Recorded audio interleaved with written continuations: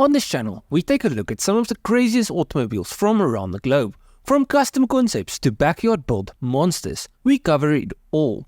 Now today, we'll take a look at a concept motorcycle. Well, sort of. You see, this bike is powered from factory by a supercar engine, and it has 4 wheels, like a car, but you ride it like a bike. This is the Dodge Tomahawk, the craziest bike ever built.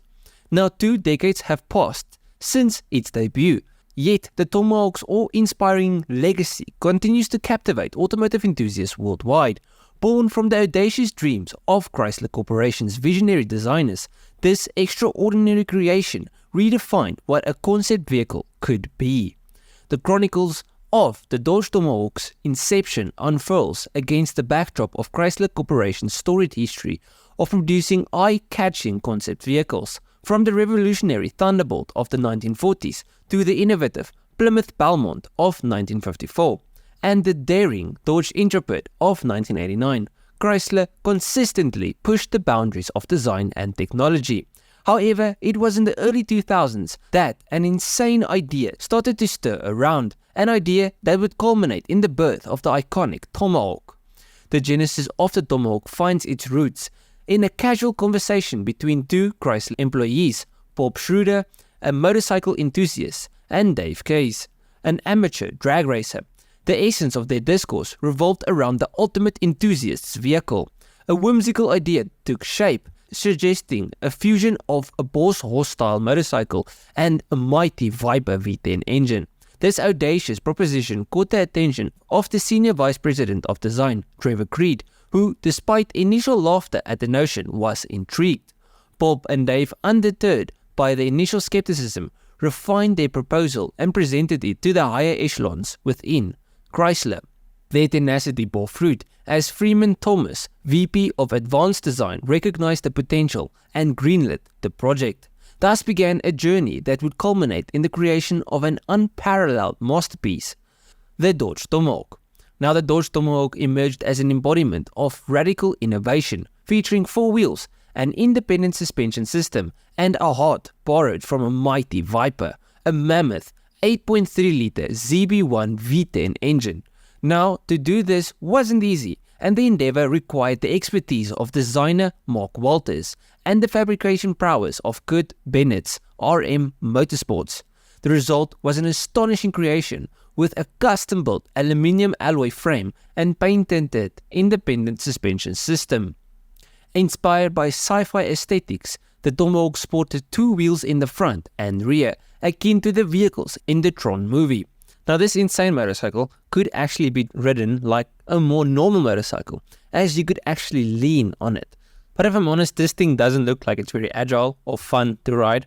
Like, I'm sure in a straight line this thing is a blast, but I think as soon as you get to a corner, it's just not a good motorcycle. I think it's probably awful in the corners.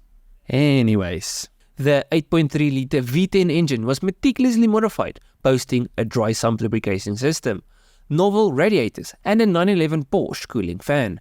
Within a mere 6 months, the Tomahawk was unveiled at the 2003 North American International Auto Show in Detroit, mesmerizing attendees and making automotive history. The Tomahawk's unveiling coincided with the showcase of other breathtaking concepts like the Cadillac 16, Ford 427, and GM's hydrogen-powered Haywire. Despite not securing the 2003 Specialty Concept Vehicle of the Year award, the Tomahawk emerged as the public's darling, captivating hearts with its audacious design and unbridled performance promises. Speaking of performance, Dodge boldly claimed that the Tomahawk could accelerate from 0 to 60 in a mere 2.5 seconds and could attain a top speed of 420 miles per hour. While these figures evoked skepticism, they underscored the sheer audacity of the Tomahawk's design. By the way, Dodge later revised the estimated top speed from 420 down to 300 miles per hour, and even with the revisal, Dodge refused to subject the Tomahawk to independent speed tests, so nobody really knows the true capabilities of this bike. While the Tomahawk was primarily intended as a rideable automotive sculpture, the fervor it ignited among enthusiasts was undeniable. Calls for production echoed through the corridors of time. Though Dodge repeatedly brushed them aside, nonetheless, luxury retail Neiman Marcus procured the rights to create 9 non-street legal replicas of the Tomahawk, crafted to the exact specification by RM Motorsport. These replicas found takers at a price of $555,000 each. Imagine how cool you would feel riding around on an 8.3-litre V10 motorcycle. This thing just looks like Arnold Schwarzenegger should drive it. This feels like a Terminator bike. Anyways, I digress. 2 decades have passed since the Dodge Tomahawk's electrifying debut, yet its legacy refuses to fade. A true marvel of design and engineering, the Tomahawk stands as an enduring testament to audacious innovation. Its unmatched blend of form and function continues to evoke wonder, even as debates around its performance figures persist. From its sci-fi inspired aesthetics to its audacious power claims, the Tomahawk has etched its place in automotive history. But at the end of the video, I want to know what you guys think of this motorcycle.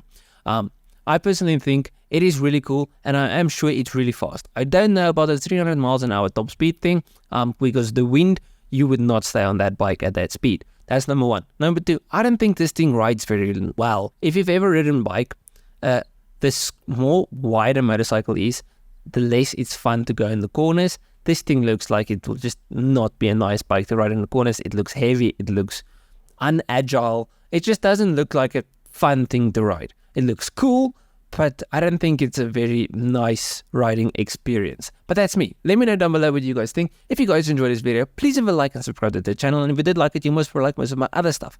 So just go through my channel, see if there's something else you like. I'll check you guys in the next one. Cheers, eh?